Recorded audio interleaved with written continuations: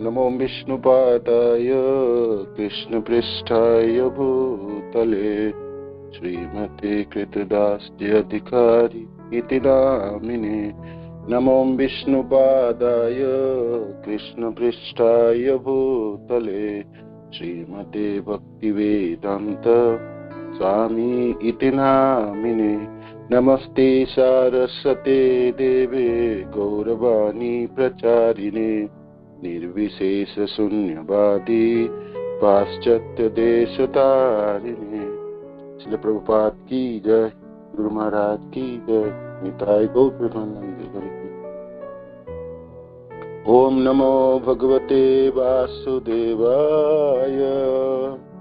ओम नमो भगवते वासुदेवाय। ओम नमो भगवते वासुदेवाय। नारायणं नमस्कृत्यं नरं चैव नरोत्तमं देवीं सरस्वतीं व्यासं ततो जयमुदीरयेत्। ग्रंथराज श्रीमद् भागवत की जय। स्कंद 10 अध्याय 61 श्लोक संख्या 7, 8, 9, 10, 11, 12 7 से 12। हरे कृष्ण। श्लोक संख्या 7। तासां यदस पुत्राणां कृष्ण स्त्रीणां पुरोदिता अष्टो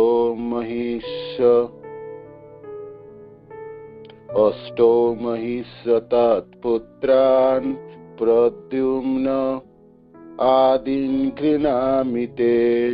तासां यदस पुत्राणां कृष्ण स्त्रीणां पुरोदितः अष्टो महिष्यतात् पुत्रान् प्रद्युम्नादीन् गृह्णामि ते। चारुदेष्ण सुदेष्णश्च चारुदेहस्य वीर्यवान् सुचारु चारुगुप्तश्च भद्रचारुस्तथा परः। चारुचन्द्रविचारुश्च चारुश्चोदशमो हरे। प्रद्युम्नः प्रमुखा जाता रुक्मिण्यां नाभमापितो। भानु शुभानु सर्वानु प्रभानुर्भानुस्तथा चंद्रभानु बृहद्भानु अतिभानुस्तथाष्टमः। श्रीभानु प्रतिभानुश्च सत्यभामात्मजादश। सांब सुमित्र पुरजित् शतजित् सहस्रजित्। विजयश्चित्रकेतुश्च वसुमान्द्रवीड्क्रतु। जाम्बवत्या सुता हि एते सांबद्या पितृसम्मता। हरे कृष्णा। कोई आवृत्ति करना चाहते कीजिए प्लीज। बोल। हरे कृष्ण। गुरुजी का प्रणाम। धन्यवाद। तासां यादस्पुत्राणां कृष्ण स्त्रीणां पुरोदिता अष्टो महर्षतत्पुत्रान् प्रद्युम्नादिः गृह्णान्ते। चारुदेष्ण सुदेष्णश्च चारुदेहश्च वीर्यवान् सुचारु च चारुगुप्तश्च भद्रचारुस्तथा परा। चारुचन्द्रो विचारुश्च चारुश्च दशमो हरे। प्रद्युम्न प्रमुखा जाता रुक्मिण्यां नाभमापितु। भानु सुभानु स्वभानु प्रभानु भानुमात् तथा चन्द्रभानु बृहद्भानु रतिभानुस्तथाष्टम। श्रीभानु प्रतिभानुश्च सत्यभामात्मजादश। सांब सुमित्र पुरजित् तच्चित् सहस्रजित्। विजय चित्रकेतुश्च वसुमान्द्रमणक्रतु। जाम्बत्या सुता होते सांबाधा प्रतिसम्मता। धन्यवाद माता जी। और कोई आवृत्ति करना चाहते प्लीज कर सकते हैं।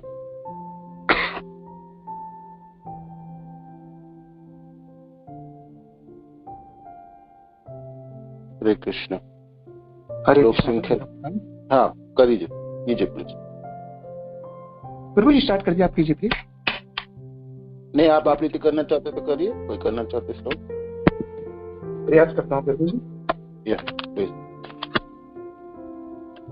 तासां यादस्पुत्राणां कृष्णस्त्रीणां पुरोहिताः अष्टौ महिषस्तत्पुत्रान्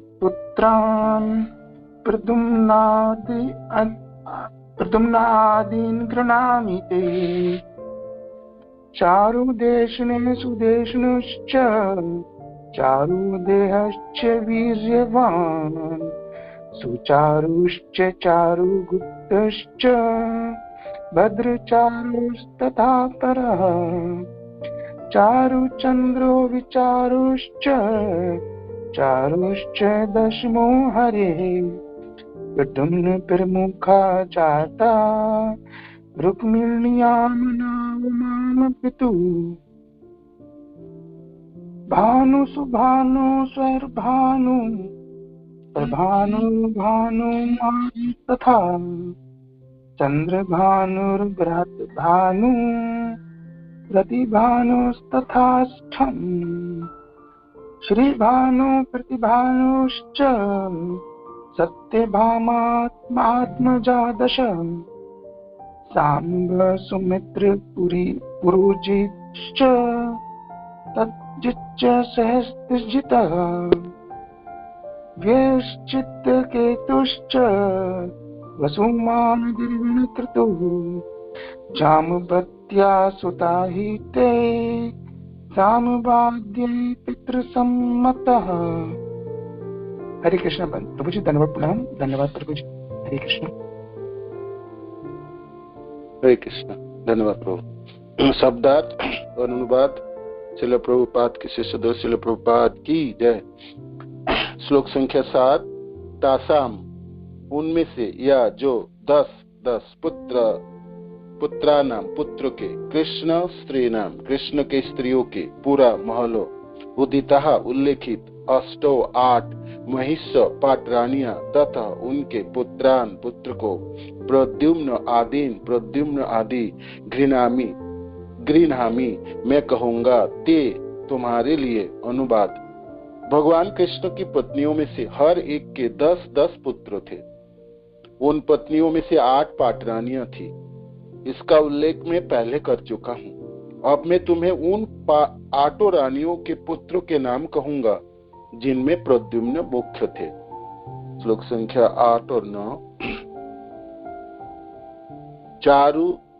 चारुदेशन सुदेशनश्च चारुदेशन तथा सुदेशन चारुदेह च तथा वीर्यवान शक्तिशाली सुचारु चारुगुप्तश्च सुचारु तथा चारुगुप्त भद्रचारु तथा भी अपरः दूसरा चारुचंद्र विचारु च चारुचंद्र तथा विचारु चारु च भी 10वां हरे भगवान हरि द्वारा प्रद्युम्न प्रमुखा प्रद्युम्न इत्यादि जाता उत्पन्न रुक्मिणी के नहीं अबमा निकृष्ट कम पितुः अपने पिता से। अनुवाद।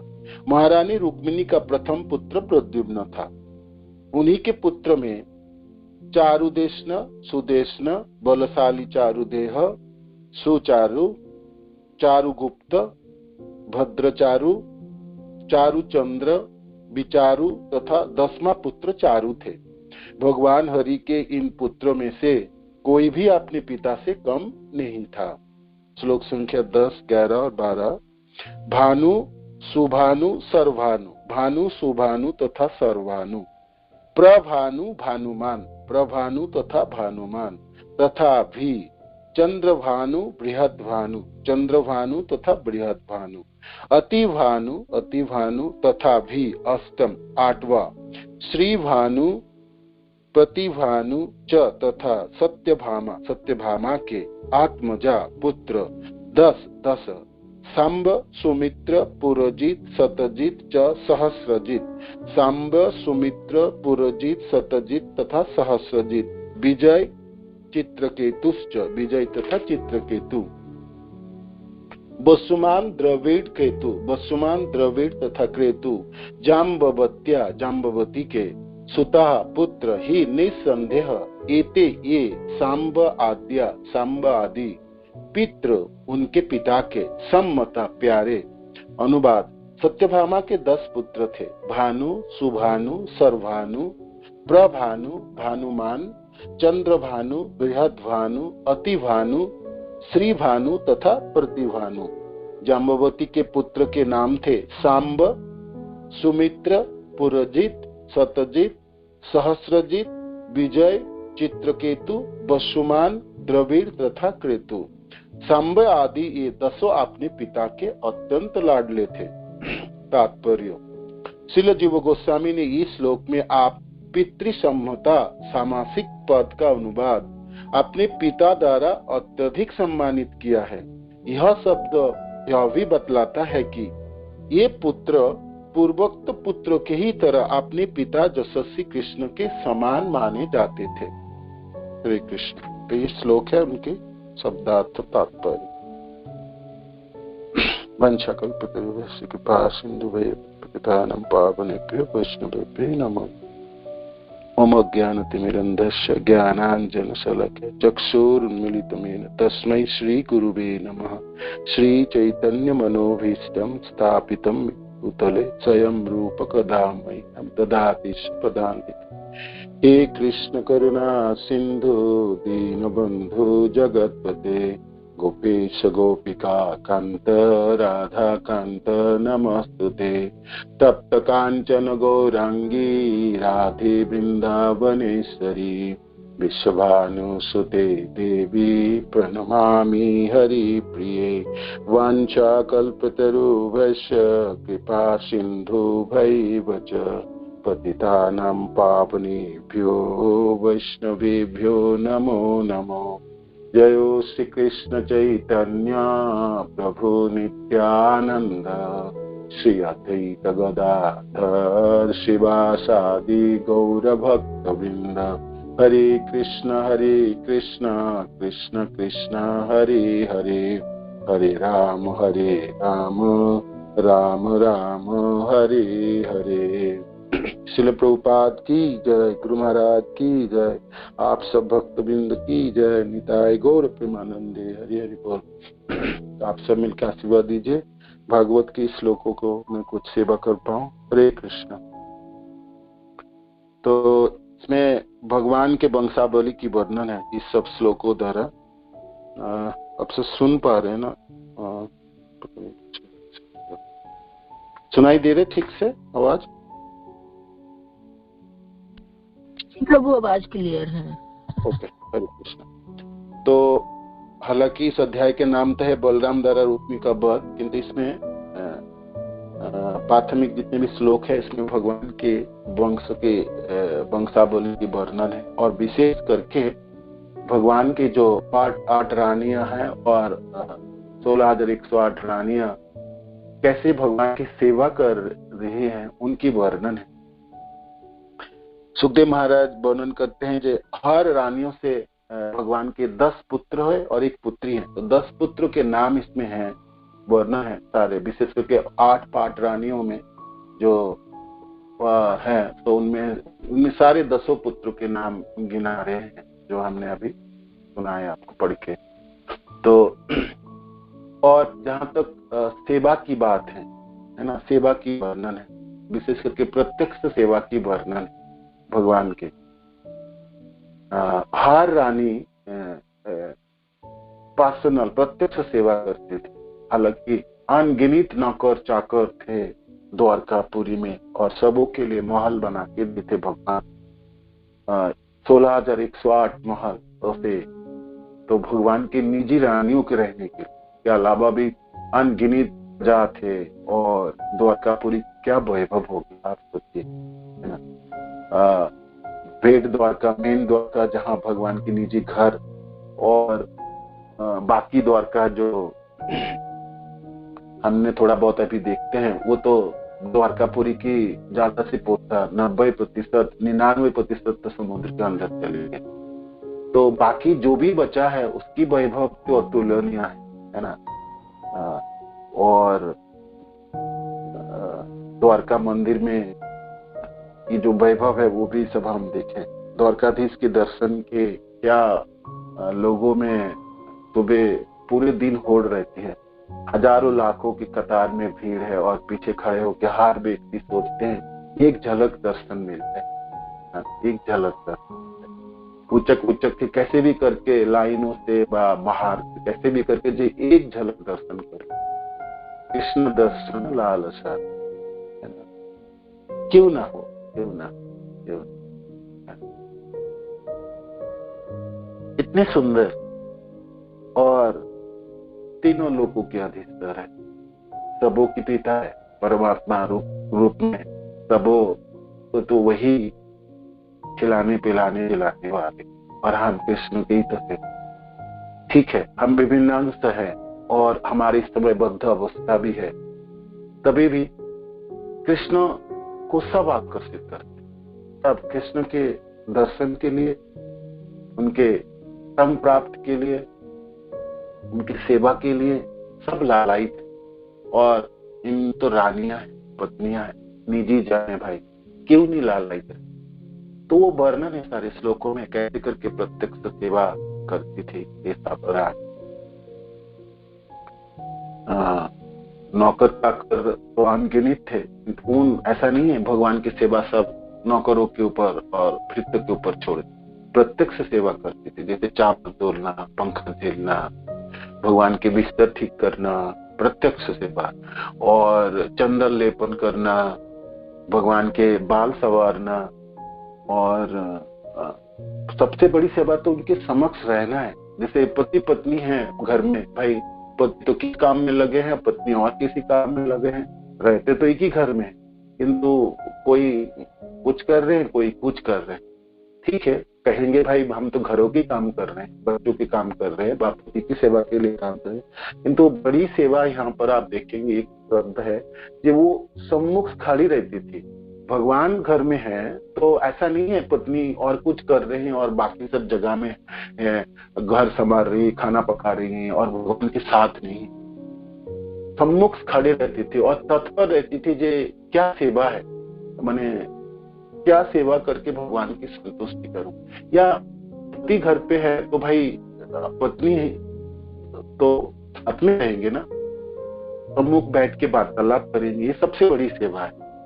ये आपस में हास्य परिहास जो हमने पिछले पूरे अध्याय सुन श्रवण रुक्मिणी के साथ, तो ये भी एक सेवा है। और सम्मुख रहना और साथ में, इसी को साथ में कहलाता है। नहीं तो भाई घर में भी रहे तो एक दूसरे से साथ में नहीं होते। साथ शब्द की अर्थ है आप उनके सम्मुख हैं, उनकी प्रत्यक्ष सेवा से संलग्न है आप, और तुरंत आप सेवा कर रहे हैं। जैसे भगवान की पंखा झलने के समय तो पंखा झल रहे, भगवान के वस्त्र लाने के समय वस्त्र ला के तुरंत, भगवान के स्नान कराने के समय बंदोबस्त करना, प्रसाद भोजन बनाए सब ठीक है, बना के उसको परिवेशन करना प्रत्यक्ष रूप में, लान बैठ के सामने बैठ के, वो भी, और बाकी सब सेवाओं की वर्णन। इस सेवा द्वारा ये है जे सेवा की बात जब आई तो उसके पीछे नहीं हटनी। भक्ति एक प्रेममयी सेवा ही है, भक्ति शब्द का अर्थ है प्रीति पूर्वक सेवा है। तो इसमें रानी जो है, जितनी रानियां हैं उनकी हर रानियां सेवा, प्रत्यक्ष सेवा करती थी, प्रत्यक्ष सेवा में संलग्न रहती थी। और एक और बात है जो बहुत ताज्जुब करने वाले, हर रानियों के साथ भगवान विराजमान रहते थे। तो हर रानी ये सोचती थी कि कृष्ण मेरे साथ है ना, सुबह उनके साथ है, शाम को उनके साथ, रात को उनके साथ है, और बाकी समय दिन के समय सुधर्मा सभा जाते थे भगवान राज कार्य पर। महल से निकलेंगे सारे 16 तारीख 60 महल से भगवान निकलते, हर महल से कृष्ण निकल के आते है ना। तो वो रानी समझती थी जिस रानी के महल में कृष्ण हो सकते मेरे साथ ही तो रहते हैं भगवान, तो मैं सबसे प्रिय हूं है ना। और प्रेयसी हूँ, और मेरे को सबसे ज्यादा प्रेम करते हैं कृष्ण, क्योंकि सब समय तो मेरे साथ ही रहते हैं, बाकी लोगों के साथ कब रहते हो तो ये नहीं समझ पाते। विश्वनाथ चक्रवर्ती ठाकुर कहते हैं ये रानियों के लिए बहुत बड़ा ये था, वो समझ नहीं पा रहे थे, समझते थे ये कृष्ण मेरे साथ है ना, हमारे साथ, मेरे साथ है और हमें, और भगवान पति के रूप में पूरे पति की कर्तव्य पालन करते थे। पत्नी को कैसे सुख रखना है वो सब कुछ जानते थे। भगवान भाई सर्व जानता है, सब कुछ जाने, सब चीजों में कुशल है। वो पत्नी के साथ व्यवहार करते समय भी अकुशल होंगे ऐसा तो हम सोच नहीं सकते, हर तरह से कुशल है। जैसे कि एक पत्नी को सबसे संतुष्ट करने के सबसे चीज क्या हो सकती है आप सब बताइए? पत्नी की अनुमति लेके कोई कार्य करना और अनुमति के बिना कोई कार्य ना करना, है ना। पूछते थे भगवान ये कार्य करने में जा रहा हूँ, आप अनुमति दीजिए जो मैं महल से बाहर जा सकूं, है ना, और इतने समय मेरे को लगने वाला और इतने समय में मैं वापस आऊंगा, है ना। तो बिल्कुल जितने समय वो कहते थे उतने समय में वापस आते थे और अनुमति लेके, पत्नी को अनुमति लेके बाहर जाते थे। राज कार्य, युद्ध आदि, प्रजा पालन, जो भी कार्य तरह तरह के द्वारकाधीश के रूप में भगवान के अनगिनत कार्य, राजा है भाई उस क्षेत्र की, है ना। तो उनके कितने कितने कार्य, किंतु घर छोड़ के जाते समय अनुमति लेके, जब मैं आज जा रहा हूँ जाम्बवती के महल से भगवान निकल रहे हैं तो जाम्बवती से अनुमति ले रहे, मैं जाम्बवती मैं इस कार्य के लिए बाहर जा रहा हूँ और इतने समय में बाहर आ जाऊंगा। तो हर महल से वही सिलसिला, वही कार्य करते थे भगवान। पति के रूप में एक पत्नी को कैसे संतुष्ट रखना चाहिए और कैसे करके संतुष्ट रखना चाहिए, ये सब चीजों को भी वर्णन चल रहा है। इसलिए सुखदेव महाराज वर्णन कर रहे हैं ये पति के रूप में भगवान सुचारू पति थे, मैंने हर तरह से दक्ष थे। ऐसा नहीं कह सकते भाई मेरा 16,108 पत्नियां हैं, मैं किसको देखूं, किसके पास जाऊं, क्या करूं, आपके पास आऊं तो उसके पास ना जा पाऊं। आप खुद भी सोचो थोड़ा सा, तो आप सोचने के प्रयास करो मैं सबको देखभाल कैसे कर पाऊं। भगवान 16,108 रूपों में अपने को विस्तार करके ये हर महल में विराजमान रहते थे। इसलिए अद्भुत बात थे नारद जी के लिए, ऐसे कैसे भगवान के ये जो प्रकाश विग्रह, ये विस्तार सबको अचंभित करने वाले थे। नारद जी जानते थे जिस योग बल में, साधनों के बल पे कोई भी व्यक्ति अपने को विस्तार करते, जैसे सौभरी ऋषि जमुना जी के जल के अंदर रह के तपस्या किए, तो वो तपस्या के बल पे वो इतने बलवान हो चुके थे। जब वो मथुरा में आए और मंधाता के 50 पुत्रियों से शादी करने, विवाह करने की इच्छा उनके, तो बूढ़े हो चुके थे तपस्या करके, उनके बाल पक गए थे, झूरे पड़ गए थे आंखों में और शरीर में, बिल्कुल जो चमड़े थे वो ढीले पड़ चुके थे और हाथ और पांव और सिर कांप रहा था।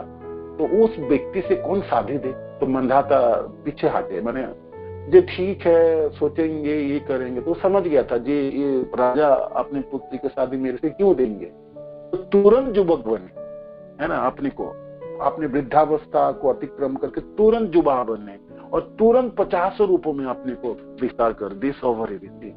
उनकी तपस्या की इस बल को देख के मंधाता तो अचंभित रह गए और फिर ना करने की क्या बात आई, ये क्या कर सकता है एक व्यक्ति। ये व्यक्ति तो बुढ़ापा को भी अतिक्रम करके, बुढ़ापा को भी मार के युवा बन सकता और अपने को इतने विस्तार कर सकते हैं। तो विस्तार करके विवाह में रची और फिर गृहस्थ बने, है वो अलग कथाएं है।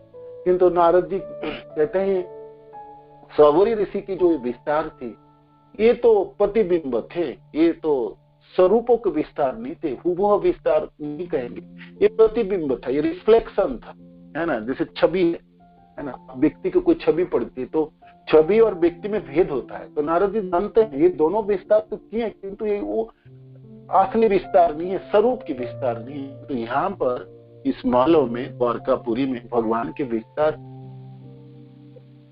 निजी कृष्ण है, अपना कृष्ण। ऐसा नहीं कैसे, ये असली मूल कृष्ण तो रुक्मिणी जी के महल में है और बाकी जो महलों में वो तो कृष्ण की प्रतिबिंब है, पति रूप है, जैसे सौभरी ऋषि अपने को भी। ऐसा नहीं है।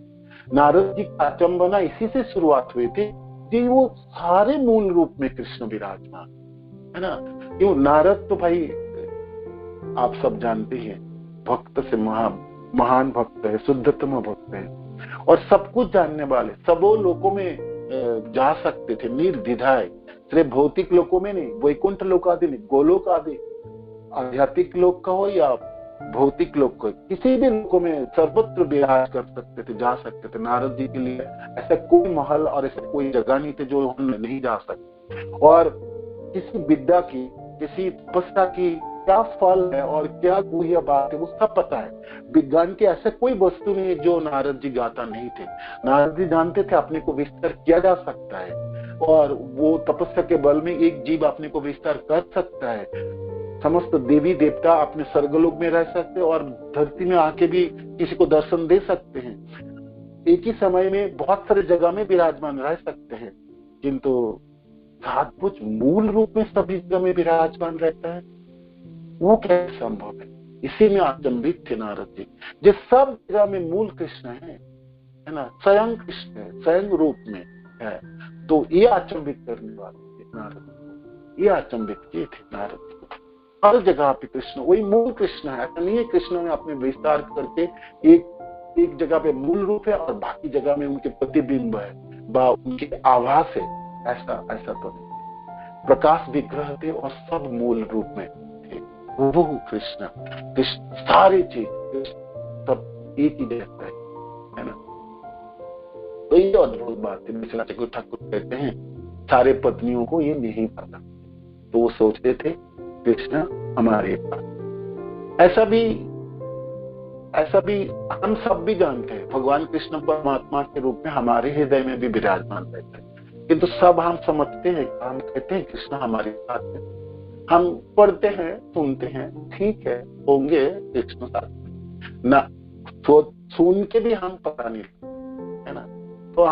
तो फिर आप सोचेंगे उनको तो रानियां थी, वो तो सब उनकी दीदी जन, तो फिर उनको पता नहीं थे ये चीजों की। जैसे हम लोगों की क्या पता, बताओ? कृष्ण हमारे साथ है, हमारे साथ जन्म जन्मों में साथ है। भगवान कहते ना परमात्मा रूप में, हे पुत्र मैं तो आप ही के हृदय में विराजमान और मैं सर्व साक्षी हूँ, है ना। क्या करोगे, कहाँ रहोगे, क्या खाओगे, सब कुछ है। अतीत में तुमने क्या भावना है वो मैं जानता हूँ, अभी तुम्हारे अंदर क्या भावना वो मैं जानता हूँ, आने वाले दिनों में क्या सोचोगे, क्या करो, सब जानता हूँ मैं, है ना, सब जानता हूँ। किंतु है ना कृष्ण हमारे साथ है, तो फिर हम क्या जानते हैं बताओ, हमारी क्या स्थिति?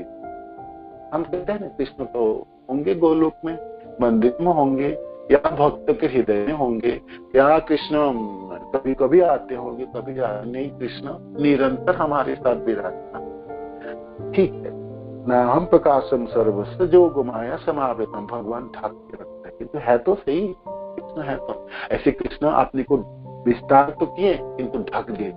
ये इस पत्नियों को पता ना चले सचमुच, तो सारे पत्नियां समझती थी, सारे रानियां समझती थी कृष्ण मेरे साथ है, और सचमुच साथ में रहे। ऐसा बात नहीं, धोखा तो दे नहीं रहे थे, कृष्ण सबों के साथ रहे, सबों के साथ ही रहे और गृहस्थ निभाए, है ना।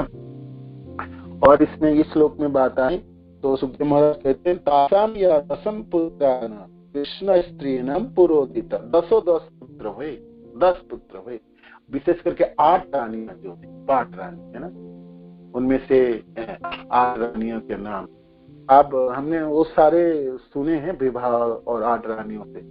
आप किसको पता है 8 रानियों के नाम? आप बताइए कोई अनम्यूट करके। भगवान के 8 पाठ रानी इसमें लिखे है ना, अष्ट महिस्तत्पुत्र प्रद्युम्न आदि धीरामित, इनके उल्लेख में पहले कर चुका हूँ। उनके जो 8 पाठ रानी इसके उल्लेख मैंने पहले कर चुका हूँ। तो कोई अनम्यूट करके बताइए भगवान के 8 पाठ रानियां, 8 में से ना हो 4 हो या आपको 5 हो, बताइए कोई। 6 हो, किसी को 4 पता हो, किसी को 5 हो, किसी को 6 हो। भगवान के पाठ रानी है भाई, नाम तो याद रखनी है आपको, बताइए बयान करके। हरे कृष्णा प्रभु जी। जी बताइए जी, रुक्मणी मैया, सत्यभामा जी, जाम्बवती, मित्रविंद्रा, लक्ष्मणा, 5 हुई, भद्रा, नागनजिति,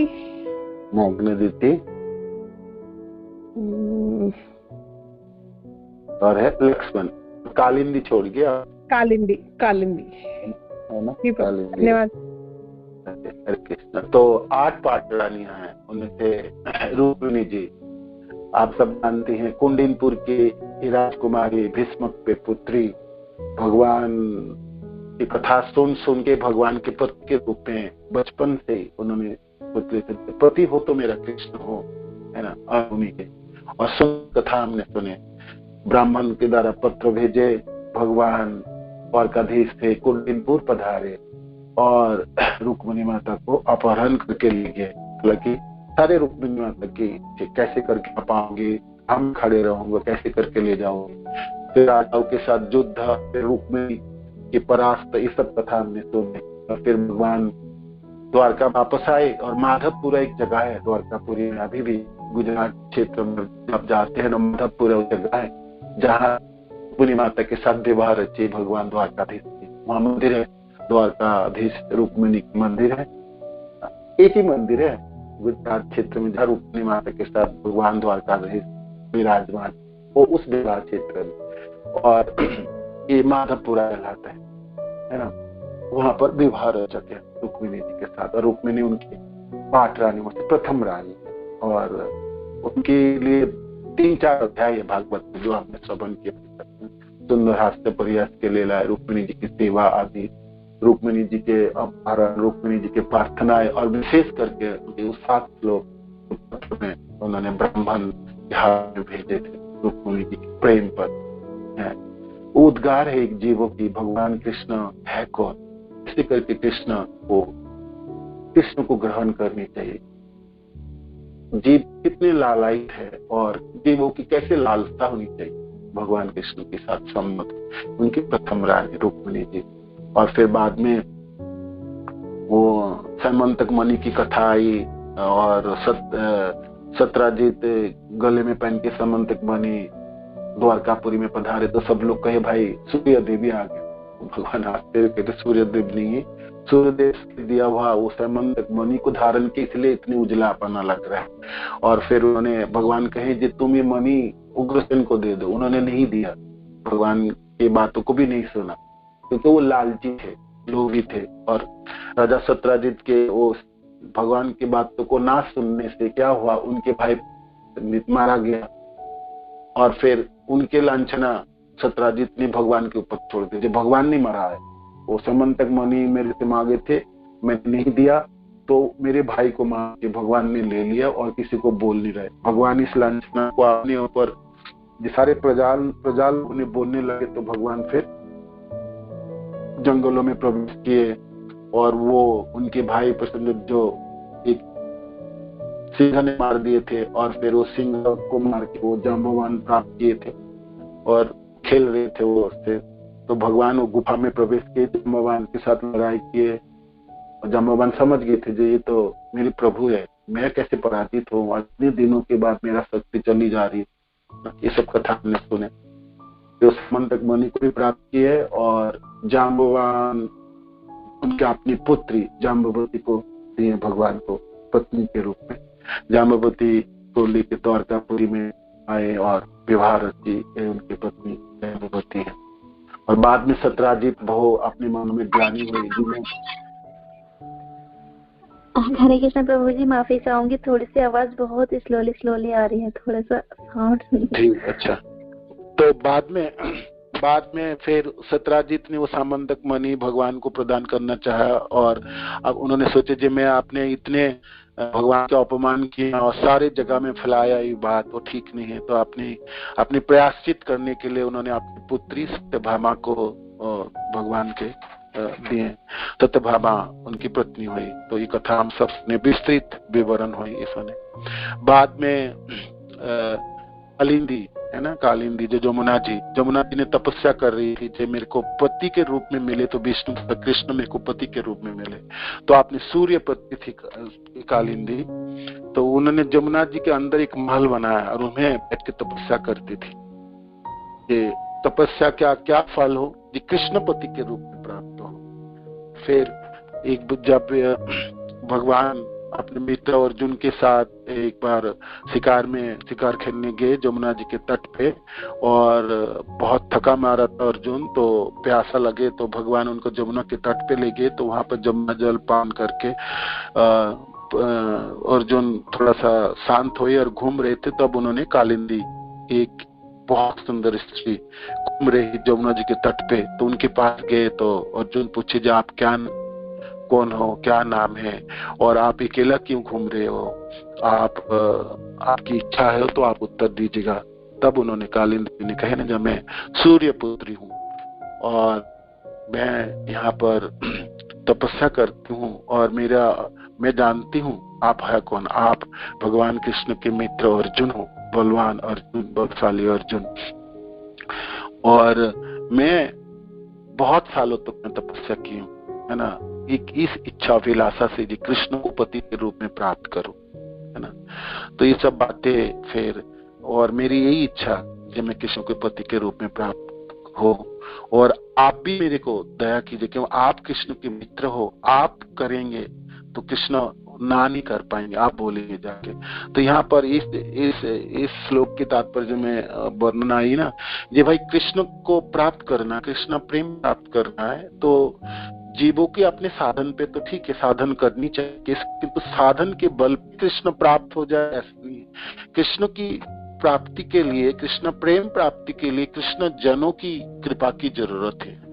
जैसे जमुना जी अर्जुन से भी प्रार्थना कीजिए, आप जाके बोलिएगा, आप बोलेंगे तो कृष्ण मान जाएंगे, क्योंकि आप कृष्ण की सखा है और आपकी बातों को वो अनदेखा नहीं कर पाएंगे। तो कृष्ण जन कभी कृष्ण को बोले, कृष्ण जी इस व्यक्ति को कृष्ण प्रेम प्राप्त हो जाए, या कृष्ण आपकी भक्ति प्राप्त हो जाए, तो अवश्य प्राप्त होगी। दूसरे इसलिए भक्तजनों की कृपा की जांचना करनी चाहिए, और भक्तजनों की कृपा से ही ये भक्ति की रास्ता तय कर सकता है एक साधक, देखा जाए तो। जहां तक साधन भक्ति की बात आई तो ठीक है भाई, आप थोड़ा बल में आपने साधन कर लिया, करके जब भी अपनी भाव राज्य में प्रवेश करोगे, या भाव भक्ति और प्रेमा भक्ति, ये दोनों स्तर तो कृपा के ऊपर पूरी निर्भर है ना। कृष्ण जनों की कृपा के बिना ये दोनों स्तर तो अतिक्रम कर ही नहीं सकते।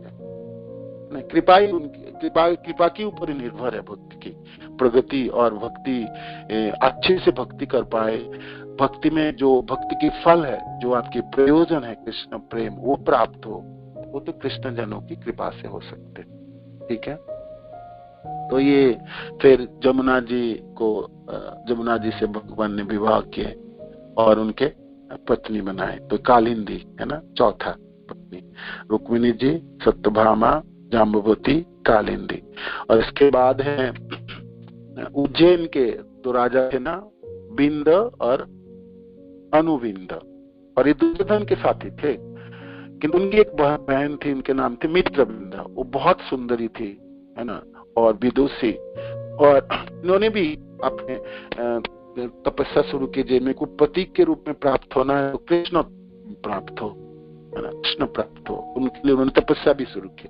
सारे जितने भी धर्म कार्य, दान, व्रत आदि सब कुछ उन्होंने किए कृष्ण को पति के रूप में प्राप्त करने के लिए। और बाद में भगवान उज्जैन पधारे और इस मित्रविंदा को स्वयंवर से अपहरण करके ले गए, जैसे स्वयंवर से नहीं, किंतु उनके राजी थे, ये मित्रविंदा की है। ऐसे भगवान जितने भी अपने स्वयंवर में आए और अपहरण करके ले गए, ऐसा नहीं है जो चाहते ही नहीं थे भगवान को और जबरदस्ती उठा के ले गए और जबरदस्ती विवाह किए।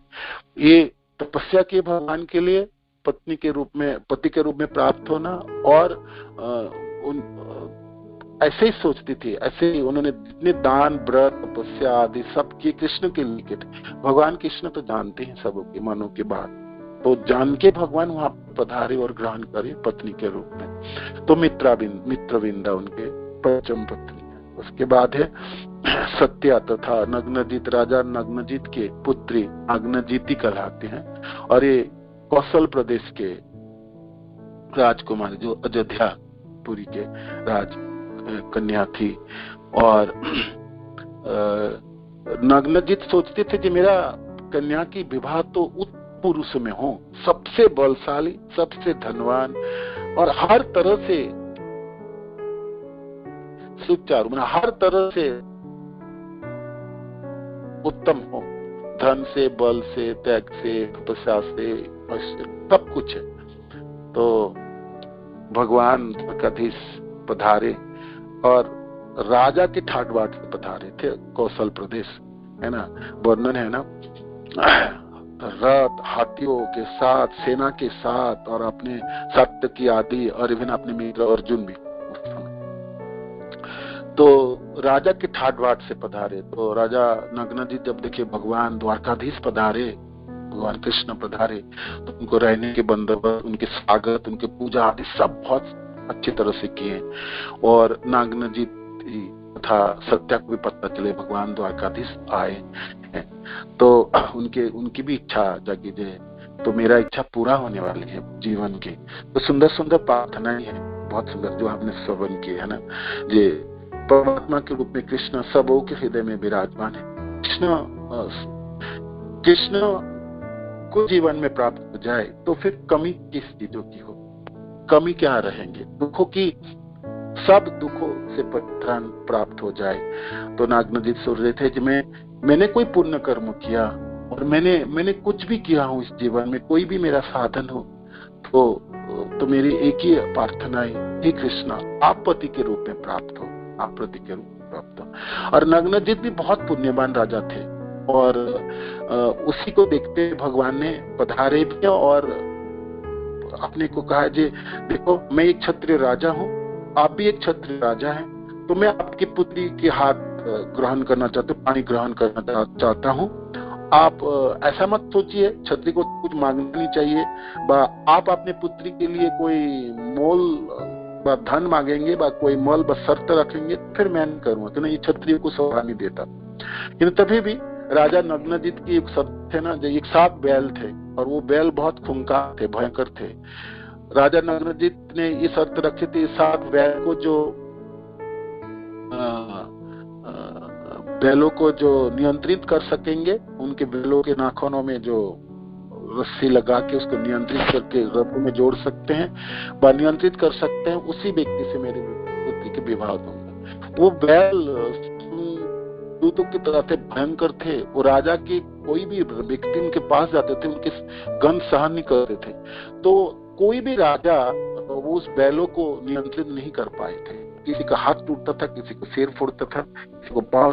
तो सबों ने प्रयास करते थे। एक तो नग्नजित की पुत्री बहुत सुंदरी देखने, ये सत्या, और इतने बड़े राजा है, तो उनकी पुत्री से विवाह की अभिलाषा से सारे पूरे दुनिया के राजा और सब प्रयास किए थे, कोई कुछ नहीं कर पाए।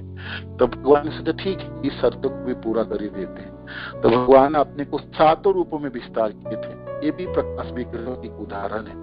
वो 7 रूपों के विस्तार किए और 7 बैल के साथ लड़ाई किए, मैंने बैलों को नियंत्रण किए और नियंत्रित करके रस्सी से बांध दिए।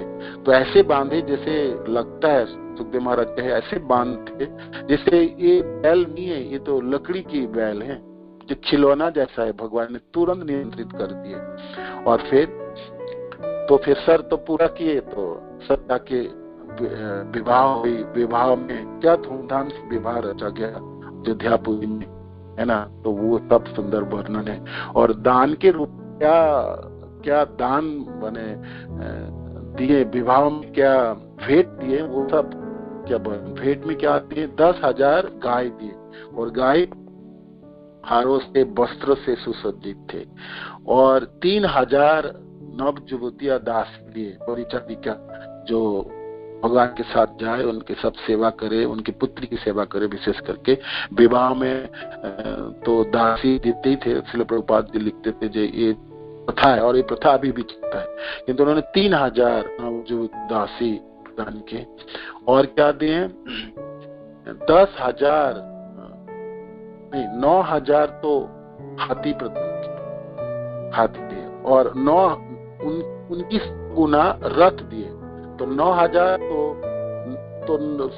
रथ के तो 9 लाख हुई ना फिर रथ, और फिर जितने रथ के 9,000 हाथी दिए तो उसके 100 गुना रथ दिए, फिर उनके 100 गुना अस्त्र प्रदान किए और फिर उसके 100 गुना सेवक प्रदान किए। तो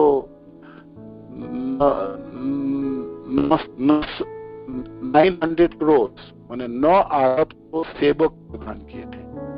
तो और सब जब वापस जा रहे थे कापुरी, तो सोचिए क्या वो क्या समागम होगी, क्या वैभव होगी।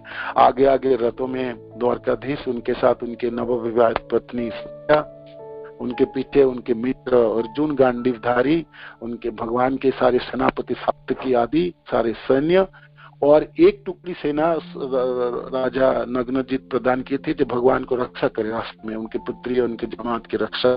तो वो सैन्य और ऊपर जो भेंट के रूप में दिए मैंने गाय, ये हाथी, ये घोड़े, ये रथ और 900 करोड़ सेवक, तो कितनी बड़ी तो झुंड होंगे सोचिए। और क्या शादी के बाद भगवान द्वारकाधीश वापस जा रहे, ये भगवान के ऐश्वर्य है ना। सत्या के रूप में विवाह, नागनाजिति को विवाह कहते हैं। उसके बाद फिर भगवान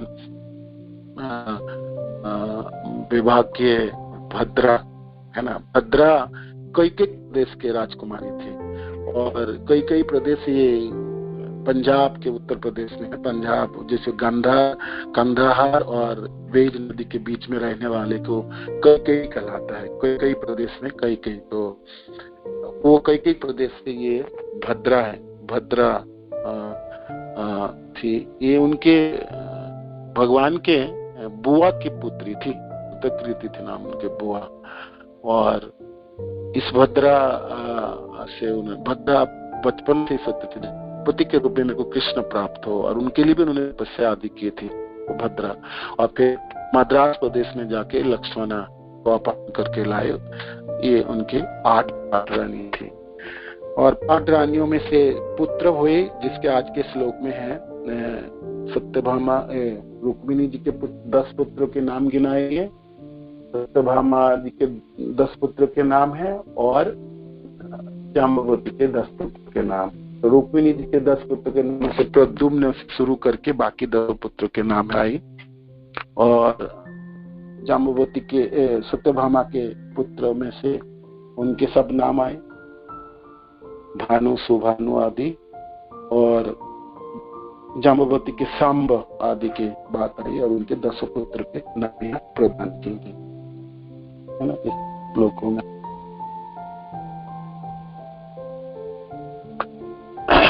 तो आप देख रहे हैं जो यहाँ पर सेवा की प्रधानता है ना। निजी जन है, भगवान की रानियां हैं, किंतु वो जानती हैं कि भगवान एक ही कार्य में संतुष्ट हो सकता है।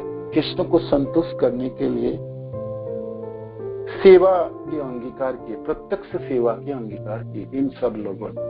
और भगवान भक्ति से ही संतुष्ट होते हैं है ना।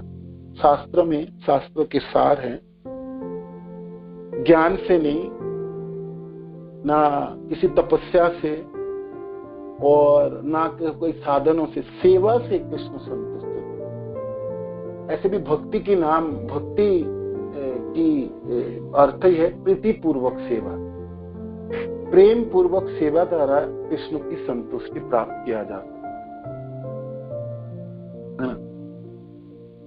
भगवान 11वें कैंटो में कहते हैं ना उद्धव जी से, ना साधयति माम जोगो ना सांख्यम धर्मम उद्धव ना श्रद्धया तपस्यागो यथा भक्ति मम ऊर्जिता, यथा भक्ति मम ऊर्जिता।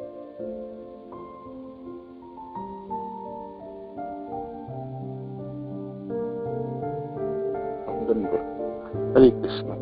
ना साधयति माम योग ना सांख्यम धर्मम उद्धव ना साधया तपस्त्याग यथा भक्ति मम ऊर्जिता।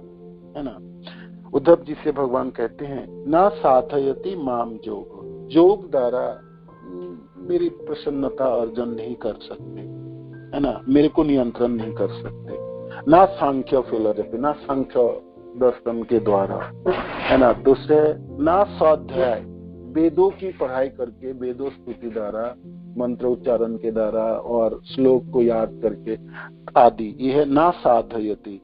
तपस, ना तपस्या से प्राप्त होंगे और ना त्यागो, ना त्याग से होंगे। तो यथा भक्ति मम ऊर्जिता, भक्ति से मेरे को नियंत्रण में किया जा सकता है और मेरे प्रति भाव कर सकता है और मैं उनमें मेरे को नियंत्रण कर सकता है भक्त, और मेरे को पा सकता है, मेरी संतुष्टि विधान कर सकता है ना। संतुष्टि यथा भक्ति मम ऊर्जिता, भक्ति जितनी मेरे को, भक्ति से जितना सहज और सरलता से मेरे को अर्जन कर सकते हैं, ये सब चीजों से नहीं कर सकते। उनमें से बाकी सब चीजें, योग से, सांख्य योग से, धर्म से, धर्मचरण करना कि दान देना, ये करना वो करना, धर्म आदि से, और स्वाध्याय से, पढ़ाई करके, वेदोस्तुति करके, मंत्र उच्चारण करके, ये सब चीजों से, तपस्या करके, त्याग से, जितना नहीं।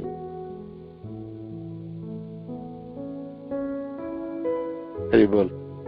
ये सब चीजों करके हम नहीं कर सकते। भगवान कृष्ण स्वयं वर्णन करते उद्धव जी को।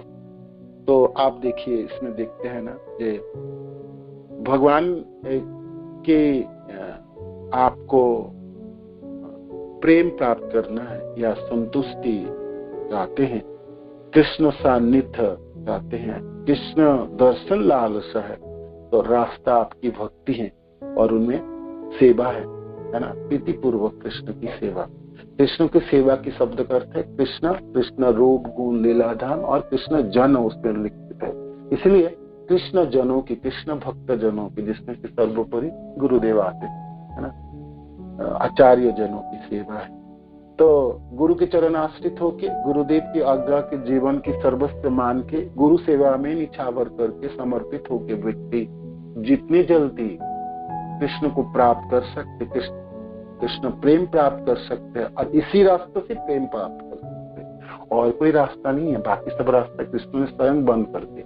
तपस्या चली गई, त्याग चली गई, स्वाध्याय चली गई, धर्म चली गई, और योग चली गई, और सांख्य योग, सारी चीजों को भगवान कृष्ण ने खुद माना। और फिर एक श्लोक और है, ऐसे तो बहुत श्लोक है सेवा के ऊपर।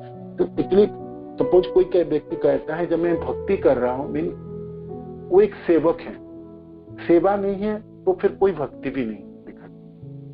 सेवा के बिना भक्ति आपको दम भी बनाता है आपको, क्योंकि वो ज्ञान के रास्ते पे चल के भगवान को प्राप्त करना चाहता है। मानो कि सेवा नहीं है, सेवा के बिना कोई भक्ति है तो फिर उसमें एक कर्मकांडी में पर्यवस्थित होती, और उसमें कोई ऐसा चीज नहीं है जो भगवान को बांधा जा सकते, भगवान उसमें आकर्षित होते।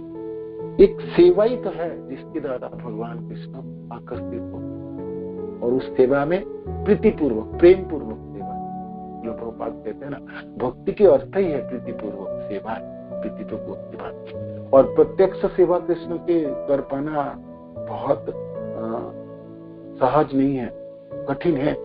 इसलिए भगवान के जनों की सेवा जो आपके सामने है, जो प्रत्यक्ष आप कर सकते हैं, वो नजदीक है, तो वो सहज रास्ता है। भगवान खुद भी कहते हैं मेरी सेवा कोई कर रहे हैं तो वो मेरी सेवक नहीं है, हाँ मेरी जनों के सेवक है तो फिर वो मेरी सेवक है। भगवान तत्क्षणात उनको ग्रहण कर लेते। या भगवान के कोई भक्त आपकी सेवा से संतुष्ट होकर आपके लिए कुछ कह दे कृष्ण से, ही कृष्ण ये व्यक्ति तो बहुत सेवा किए मेरे, और मेरी जो अभिलाषा ये है, मेरी इच्छा ये है आप इनको भक्ति प्रदान कीजिए या आप कृपा कीजिए इनके ऊपर, तो भगवान तुरंत देखते हैं पीछे जो ओह कोई तो मेरा भक्त का है दूसरे के लिए।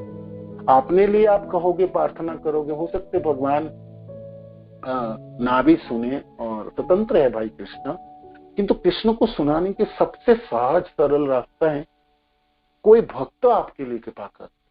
इसीलिए भक्ति की जो जीवन है ये दूसरे की कृपा के ऊपर चलती है। आप कहोगे ना करे दूसरे लोग, मेरी क्या, मैं तो अपने साधन से कर ही लूंगा, मैं तो जप ही लूंगा और वृंदावन दर्शन भी कर लूंगा, गोवर्धन परिक्रमा कर लूंगा, जाने दो भक्त को क्या फर्क पड़ेगा। फिर तो आप हार जाओ, सचमुच आपके रास्ता बंद हो जाए, कर नहीं पाएंगे, किसी ने करके दिखाई नहीं। मैंने कहा ना, साधन भक्ति को तो बेशक अतिक्रम कर भी जाओगे, कहाँ से लाओगे भाव, प्रेम के स्तर कैसे पहुंचोगे? वो तो पूरी कृपा के ऊपर बिल्कुल बंद हो जाएंगे, कपाट बंद है आपके लिए, घुस ही नहीं सकते, चारों तरफ बंद ही बंद दिखाई देंगे आपको, है ना। आप सिर फोड़ोगे, आप साधन करोगे, वेदाध्ययन करोगे, त्याग करोगे, धर्माचरण करोगे, सब चीज करके देख लो, रास्ता आपका बंद। संख जोगी बन जाओगे और जोगी बनोगे, तपस्वी बनोगे, साधन बनोगे, स्वाध्याय कर लोगे, बहुत अच्छा तरह से पढ़ाई करके एकदम ज्ञाने प्रयास उदपास नमंत एव जीवंति सत्मुखारीत भवदीयवार्ता। ये प्रयास स्थाने स्थिताम स्तुतिगताम तनुवात्मनो वे, ये प्रयास अजितो अभी असित। एक ही प्रयास से उस अजीत को जीता जा सकता है, ब्रह्मा जी कहते। और चैतन्य महाप्रभु भी जब राय रामानंद से सुन रहे थे, कहो कुछ, आप कुछ कहो, धर्म क्या है, कैसे करके करनी चाहिए, तो तरह तरह के श्लोक वर्णन कर रहे थे रामानंद। तो भगवान महाप्रभु कहते हैं ये बाह्य है, इसको तो ठीक है, ये ठीक है, 4 वर्णों में रहना है, ये करना है, सब कुछ छोड़ देना है, कर्मों के फल को भगवान के निछावर करना है, ये सब है। ब्रह्मभूति प्रसन्नात्मा न सोचते दिन आकांक्षते, ये भी ठीक है, ये सब ठीक है, किंतु ये सब बाह्य है, ये बाह्य बोलते चले रहे थे रामानंद राय। और महाप्रभु कहते बाह्य है, ये तो बाहर है, बाहर की चीज, इसको निकाल, ये ठीक, ये नहीं, माने कि कह रहे थे ये ठीक नहीं है, कह रहे थे सारे कर्मों के फल को निछावर करो कृष्ण में, कहते ये भी बाह्य है ना, सब कुछ बाह्य करते करते ये श्लोक उद्धृत किए थे रामानंद। ज्ञानी प्रयास से उदपास, ज्ञान की जो कचकची है, दम्भ है, उसको छोड़ के, ज्ञान की अनुशीलन को छोड़ के भगवान के चरणों में दंडवत होके प्रणाम कर, है ना, प्रणाम करना, जब मैं अधम हूं, मेरे पास कुछ नहीं है। और फिर ज्ञानी प्रयास से उदपास से नमन कर, है ना, सदमुखारीतम भवदीय वार्ता, जीवंती सदमुखारीतम भवदीय, वहां पे एक शब्द है जीवंती शब्द, लाइव है। जैसे व्यक्ति को क्या करना चाहिए, भगवान के भक्त जनों के श्रीमुख से भगवान की कथा को सुनना है, और जीवंती शब्द है, लाइव। ये लाइव शब्द आपको मैं समझाता हूँ। जैसे आज हम सुन रहे भागवत कथा, मेरे से सुन रहे, मैं बोल रहा हूँ, वसुदेव महाराज की भागवत कथा को पुनरुक्ति कर रहा हूँ, ये लाइव है, ठीक है। ये तो सबसे सुंदर है, आप भागवत कथा की कक्षा में बैठे, है ना, उनको आंखों से देख पा रहे, सुन पा रहे, प्रत्यक्ष, ये लाइव होंगे। या जैसे लाइव की बात आई, आप कीर्तन मेला है मायापुर में, और वहां जाके, वहां पर आप प्रत्यक्ष जाके सुन रहे हैं, तो ये जीवंती शब्द होगी। आप 2000-4000 किलोमीटर दूर आप टीवी में देख रहे, सुन रहे, उतनी फर्क नहीं लाएंगे जितनी फर्क आपको जीवंती शब्द, इसलिए जीवंती शब्द है बात। आपको प्रत्यक्ष संस्पर्श में रह के उसके उनकी श्रवण करते, भगवान के भक्त जनों के श्रीमुख से आपके भगवान की कथा को सुनना, वो भी जीवंती शब्द है। तो जीवंती शब्द में प्रत्यक्ष कक्षा में उपस्थित रह के उस व्यक्ति की सेवा भी करना है ना, सेवा भी करना, जिससे आप सुन रहे तो सेवा कर सकते। तो आप 2 बोली बोल के बहुत सुंदर बोलते हैं, प्रभु जी बहुत अच्छे, माता जी बहुत अच्छे, या अपने कोई थोड़ी सी धन देके उनकी सेवा कर सकते, उनके प्रत्यक्ष कुछ सेवा भी करके, तो कुछ वो है जीवंती शब्द है। और कैसे सुनना है? श्रुतिगताम तनुबाक मनो, आप कानों से सुनेंगे, है ना, ये तो सुनना ही है, श्रुति शब्द है, कानों से तो सुनेंगे। श्रुतिगताम तनुबाक मनो भी, तन को लगाना, मन को लगाना और अपने वाणी को लगाना। अब बताइए भाई कथा में कैसे लगाएंगे तन को? तो तन को लगाएंगे, आप पांव से चल के उस जगह पे पहुंचे, वहां पे भक्त जनों की कुछ सेवा करें, वक्ता उनकी सेवा करेंगे, वहां पर उपस्थित भक्त जनों की सेवा। इसलिए यहाँ पर सेवा सम्मिलित है, ये शब्द इस पूरे श्लोक। तनुबाक मनोभेद, नहीं तो सुन लो जी, हाँ जी, तो फिर ये ब्रह्मा जी शब्द से ये तीनों वर्ड को हटाते हैं और कहते हैं श्रुतिगताम। श्रुतिगताम होने से भी काम चल सकता है। हम कहते हैं ना भगवान की कथा को सुनो, हाँ सुनना ठीक है, कानों से आप सुनेंगे, किंतु तनुबाक मनो, तन को लगाएंगे, मन को लगाएंगे और वाणी को लगाएंगे।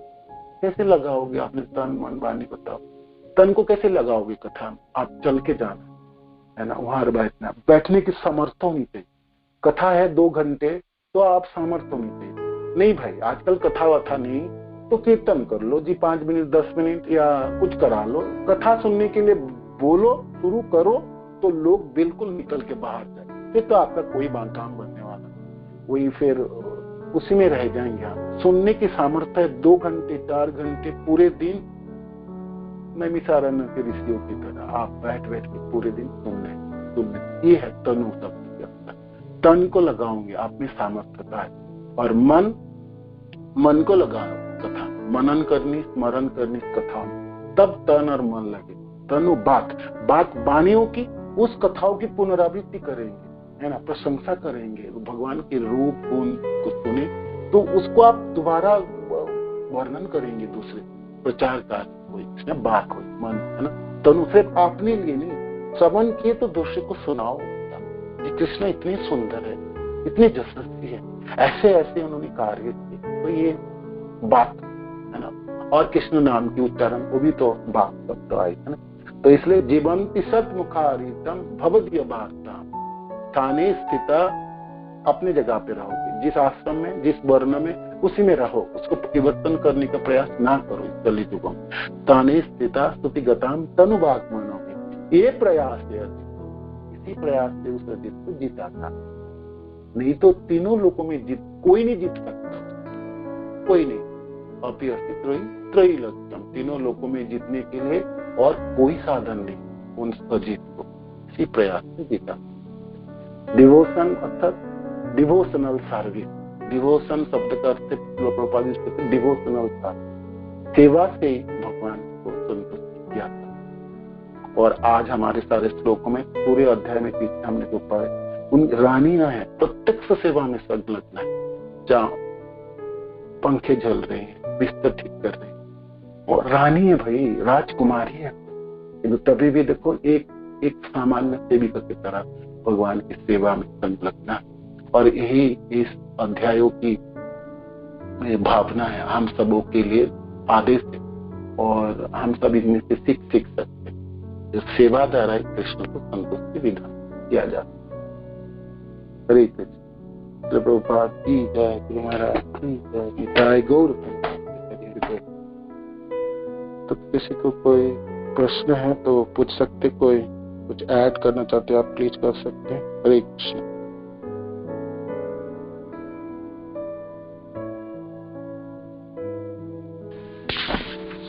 हरे कृष्ण प्रभु जी, धन्यवाद प्रणाम। प्रभु जी, अभी मतलब कृष्ण को अपना हर कुछ अर्पण करने की बात होती है, भोग है, प्रसादम है, या जो भी कर्म करते हैं, तो भोग तो हम अर्पित करते हैं, भगवान को भोग लगाते हैं। बाकी सारी चीजें किस तरह अर्पित की जाती हैं, प्लीज बता दें। हरे कृष्ण। बाकी सब जो चीज अर्पण कैसे करेंगे हम, यही तो जीवन की शिक्षा है, जो भक्तों जनों के साथ रह के भागवत आदि शास्त्रों के श्रवण करके जिन लोगों ने, भगवान के जो प्रेमी जन है, भक्त जन कैसे करके निछावर किए कृष्ण से, वो उस सबों से हमको सीख लें। हम अपनी स्थिति से हम क्या क्या कर सकते, स्वाभाविक जो एवरेज शिक्षाएं जो दी जाती है, आपको नाम जपनी है, 16 माला जपनी है, 4 नियम फॉलो करना है, अष्टविग्रह सेवा करनी है, भक्त के संग करनी है, श्रवण आदि करनी है। तो ये सब करते करते, साधन के करते करते व्यक्ति में एक सामर्थ्यता उत्पन्न होती है। उनके पास जो चीज है वो कृष्ण को निवेदन करना शुरू करता है। ये भोग लगाने वाली बात है, ये भी हमने भक्ति में आके सीखे है ना। हम लोगों को बोलते हैं जाके ये आपको लगाना है, तो सीखे हम। तो फिर बाकी समय को कैसे लगाना है? तनुभाग मनो भी, अपने तन को, मन को और वाणी को कैसे भगवान में लगाओ। तो ये चीज सीखना अपने भक्तजनों के साथ रह के होगा। सेवा की अंगीकार करनी पड़ेगी व्यक्तियों, है ना। सेवा की अंगीकार करनी पड़ेगी। जिनमें कैसे करके सेवा करो, किसकी सेवा? प्रत्यक्ष सेवा कृष्ण को तो मिलने वाले है नहीं हर समय, है ना। और तो फिर कृष्ण जनों आपके पास है, उनकी सेवा आप कर सकते हैं। आप उनके लिए प्रसाद बना सकते हो, आपने परिवेशन कर सकते हो, उनके साथ व्यवहार कर सकते हो, मीठे बोली से बातें कर सकते हो, उनकी समस्या को थोड़ा सुन सकते हो, उनके से मित्र के साथ बर्ताव कर सकते हो। हमारे सबसे बड़ी बाधा क्या है? कृष्ण प्रेम प्राप्ति करने में कृष्ण लोक में हमारी देश है ना। और वो भी देश सामान्य जनों से हम करें। मनुष्य जीवन हमको इसीलिए प्राप्त है, हम देशी हैं। ये जो इस संसार हमको इसीलिए प्राप्त हो गया, हम अपनी इंद्रिय तृप्ति के भोग चाहते और हम दूसरे से देश करते हैं। इस दोनों चीजों को आप रोक पाए, अपने इंद्रिय तृप्ति को रोकना और अपने देशी स्वभाव को रोक पाए, तो ये दोनों बाधा आपको आप अतिक्रम कर पाएंगे। तो फिर आप कृष्ण लोक आपके लिए बहुत दूर नहीं। कृष्ण तो ये चीज हम कृष्ण के भक्त जनों के साथ रह के आपको सेवा की अंगीकार करनी पड़ेगी। सेवा करते करते आप प्रत्यक्ष सेवा में संलग्न रहेंगे तो आप सीख जाएंगे जी सारी चीज मेरे को कैसे नहीं छावर। वो भक्त सीख जाता है, मेरे पास जो धन है थोड़ी सी तो सेवा में लगा दो भाई, कीर्तन में लगा दो, भोग प्रसाद बनाने में लगा दो, लगाता है। एक कृपण व्यक्ति लाखों करोड़ों रुपए कमाता है और वो कृपण बनता है क्यों? उसको पता ही नहीं है। एक भक्त के पास कुछ भी नहीं है, 10 रुपया भी हो, 100 रुपया हो, 400 रुपया, वो भी निछावर कर देता है क्योंकि उसको पता है जो उसकी वो भावना जग जाती। तो प्रश्न के उत्तर है कि कैसे करके सब चीज निछावर किया जा सकता है। सेवा द्वारा वो सीख जाता है। आपको मैं अभी हमको कहे कि बस सब कुछ छोड़ छाड़ दो, अब करो, जाओ करो, वृंदावन राधा कुंड में जाओ, क्या करेंगे? हमने सेवा सीखी नहीं तो वहां जाके उत्पात मचाएंगे, है ना। वही भावना तो ही लेके जाएंगे ना, मनों में तो वही वृत्ति है, दूसरे को खोट देखना है, दूसरे ने ये गलती करता है। देश है हमारा, दूसरे के प्रति देश है, कृष्ण जनों के प्रति देश है, कृष्ण की सृष्टि पे देश है। तो फिर आप कृष्ण में देश कर रहे, तो वो भावना तो लेके जाएंगे। वो भावना तभी होता है। तो सिद्धांत महाराज कहते हैं इस संसार में व्यक्ति तभी वो जीत सकता है, माने अपने युद्ध से लड़ाई कर रहा है ना, जूझ रहा है, जीतने का एक ही अस्त्र है उसके पास, सेवा है। उस अस्त्र को वो क्यों नहीं यूज करता, व्यवहार करता है उसको, बाकी ब्रह्मास्त्र लाए, सब कुछ लाता है, सब कुछ करता है, इसी अस्त्र से क्यों नहीं प्रहार करता है? असंग शस्त्रेण दृढ़ेन चित्वा, इसी से वो काट गिरा सकते मूल को। सेवा द्वारा अपनी भावनाओं के परिवर्तन कर सकता है। इसलिए कहते हैं ना, भक्ति सिद्धांत महाराज ने सब शुरुआत कराए थे। सेवक, एक वैष्णव मीन्स एक सेवक है, दक्ष सेवक है। दक्षता कैसे उत्पन्न कर सकता है सेवा के द्वारा? भक्ति सिद्धांत भक्ति विनोद ठाकुर आदियों की, शिल प्रभुपाद गुरुदेव की है। इसलिए तो कहते हैं ना, प्रचार करो, बुक डिस्ट्रीब्यूशन करो। जानते हैं जी इस व्यक्ति को, इस नालायक को लगाने का एक ही रास्ता है और वो है सेवा है। सेवा नहीं करेंगे ना तो कोई भक्ति नहीं है, और ना कभी हम सीखेंगे कि कैसे करके चीजों को लगाया जा सकता है। सेवा वो करने रहेंगे तो सब कुछ लगा देगा, वो अपने तन लगाएगा, मन लगाएगा, बुद्धि, पैसा, धन, आपके सारे चीज लगाने में, सब कुछ लाने दो भाई। कोई भक्त कहता है ना, एक भक्त कह रहे थे प्रभु जी मेरी बल चले तो मेरी सारे बेच डालूं और उसमें से जो पैसा है उसमें से बुक डिस्ट्रीब्यूशन कर दो और गुरुदेव के कामों में लगा। वो सामर्थ्यता उत्पन्न हुई, उसमें भावना उत्पन्न होगी। वो सेवा करके करके वो समझ गई जिस सेवा में जो आनंद है, जो चीज प्राप्ति वो किसी में नहीं।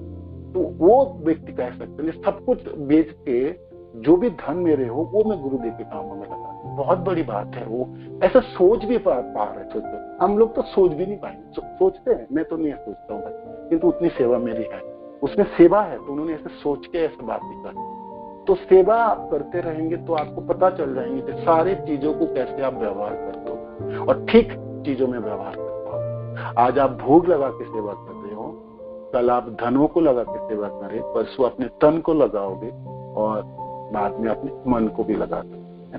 जिस दिन मन को लगा देंगे तो फिर आपके काम तो बनी गए। मन मना भगो मत मत जाजी मन मत, भगवान कहते हैं, तो हो जाएंगे। ये धीरे धीरे सब सीख ही जाएंगे। हाँ, सीखने की जरूरत है। आपके आकांक्षा अभिलाषा है जे सब लोगों ने प्यार करते हैं, आपसे कितनी निछावर है, सब कितनी सेवा सुंदर करते हैं। मैं एक अभागा हूँ, अभागिन हूँ, मेरे से कोई सेवा नहीं है, तो आप कृपा कीजिए कृष्ण जो मैं सेवा कर पाऊं।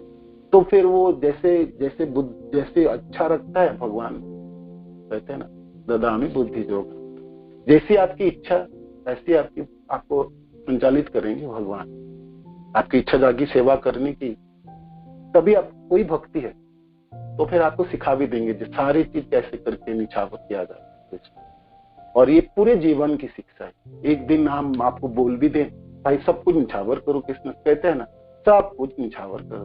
बोलने से और करने में बहुत बड़ी गैप, बहुत बड़ी व्यवधान है ना। वो रास्ता को तय करना, आपको सेवा की कार्यों को स्वीकार करके दिनों दिन इसी प्रार्थना से, हे कृष्ण जो कुछ मेरा, कल मैं क्लास एक जगह में गए तो कहते हैं जो मेरे है तो तेरा है ना। मैं सुन के हंस रहा था, जो सचमुच है। लोग आपने को धोखा दिए, भगवान को भी धोखा देना शुरू कर दे। जो मेरे हैं तेरे कैसे हुआ यार, कहाँ दिए हमने? जो मेरा है आपको कैसे कहाँ किया?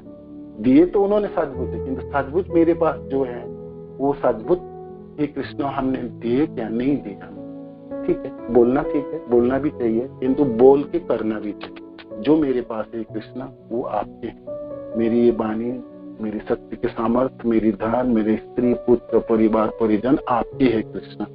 तो कब मैं कर पाऊं? जिस दिन आप कर पाए तो उस दिन आप सेवा में पूरे दक्ष हैं, आप पूर्ण शरणागत होंगे।